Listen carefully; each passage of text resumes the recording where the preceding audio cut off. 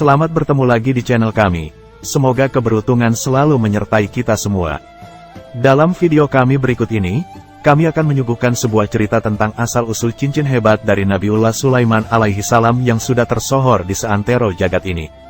Tak ada batu cincin yang seterkenal batu cincin Sulaiman.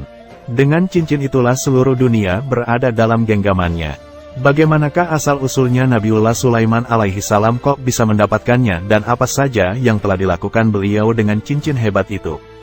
Tonton videonya sampai selesai biar paham.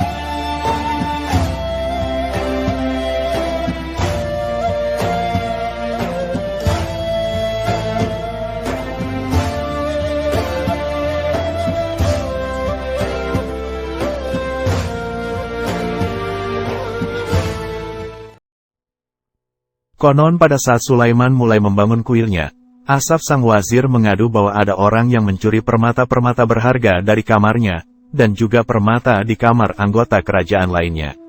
Bahkan, perbendaharaan istana juga dicuri. Asaf terkenal karena ilmu hikmahnya. Ia tahu bahwa yang bisa melakukan pencurian ini pasti bukan pencuri biasa.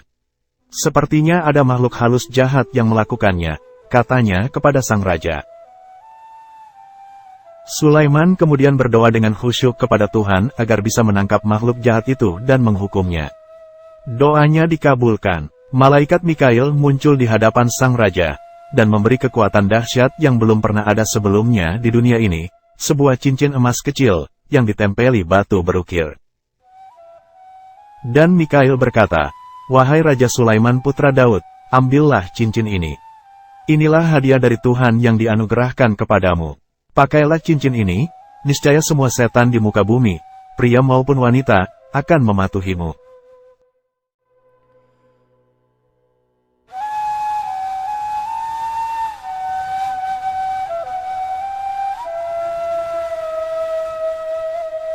Tak ada batu cincin yang seterkenal batu cincin Sulaiman.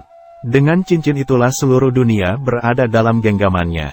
Berbekal cincin itu, Sulaiman memerintah makhluk halus jahat itu agar muncul di depannya. Ia mengenakan cincin itu di jari tengahnya, dan sambil menunjuk ke bawah singgasananya, ia berkata, "Demi kekuasaan cincin Allah yang Maha Esa ini, kuperintahkan engkau, wahai makhluk jahat, untuk datang kemari."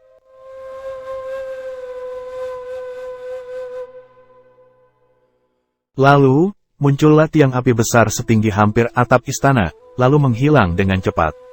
Entah nyala api itu mengubah bentuknya, atau mendahului suatu sosok, tak ada yang tahu. Tapi yang jelas, dari bekas api itu berdiri sesosok makhluk dengan tangan yang menggenggam batu-batu permata yang dicurinya dari istana.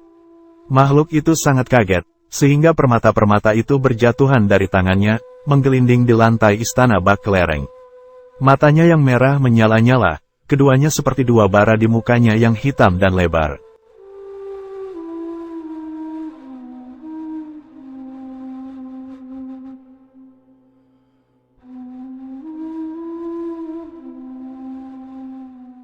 Dari sorot matanya tampak ia kaget karena di antara manusia yang fana ada yang memiliki kekuatan lebih besar dari dirinya. Sosok itu 2 kali lebih tinggi ketimbang sang raja, dan bahkan lebih besar daripada Goliat yang dibunuh oleh Raja Daud. Raut mukanya begitu gelap dan bengis, sampai-sampai Asaf mundur ketakutan. Hanya Sulaiman yang tetap berdiri tegap, dan sebuah cahaya bersinar di hadapannya.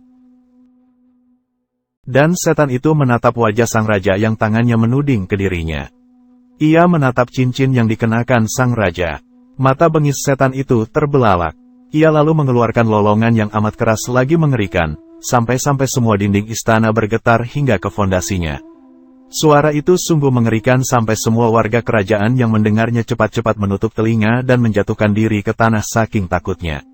Sapi-sapi di ladang tewas dan burung-burung berjatuhan dari udara. Sebab suara lolongan itu bagaikan jerit kesakitan jiwa-jiwa yang baru saja dijebloskan ke dalam neraka.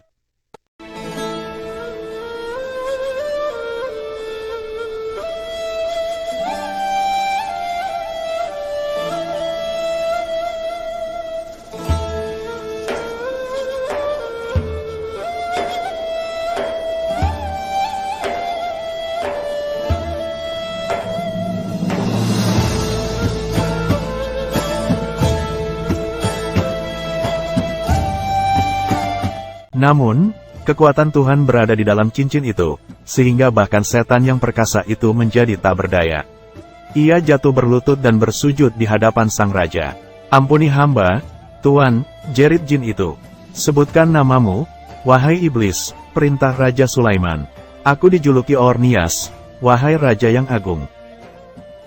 "Mengapa kau mencuri di istanaku?" Jawab dengan jujur. "Lapar, wahai penguasa dunia. Aku kelaparan hebat." Dan ia mengubah bentuknya menjadi sesosok makhluk jelek dengan taring yang lebih pejal ketimbang permata terhebat di muka bumi. Ia mengisap cahaya permata. "Mengapa kau minum cahaya permata di bumi ini?" tanya Asaf sang wazir. Belum pernah ada ahli hikmah yang mendengar hal seperti ini. Tapi jin itu tetap diam. "Kuperintahkan kau menjawab pertanyaan itu," kata Raja Sulaiman. "Engkau lebih tahu jawabannya, wahai raja bijaksana," kata makhluk jahat itu.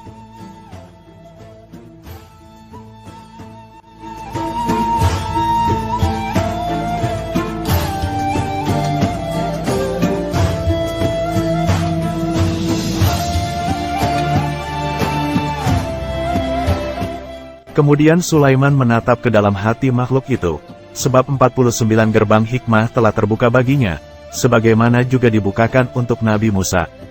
Pendapat ini berasal dari keyakinan bahwa setiap kata dalam Taurat mengandung 49 makna.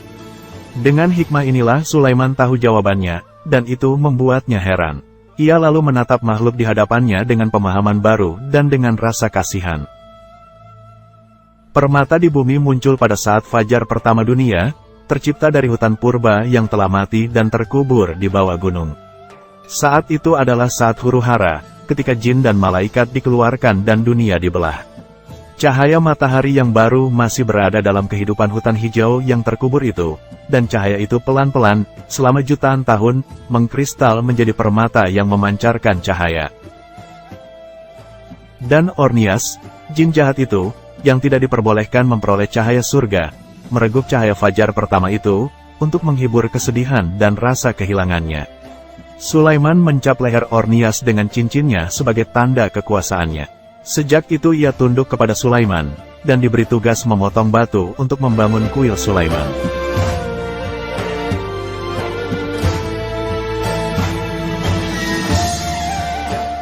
Dan jin-jin lain yang berbuat salah di dunia ini juga dipanggil untuk datang. Onoskelis, yang berbentuk dan berkulit perempuan yang cantik. Asmodeus, yang patuh pada keyakinan Yahudi dan konon tunduk pada hukum-hukum Taurat. Tevros, setan debu, bersama 7 roh perempuan yang menyatakan diri sebagai 36 unsur kegelapan, dan Rabdos, roh rakus yang berwujud mirip anjing pemburu. Semuanya dicap dengan cincin Sulaiman.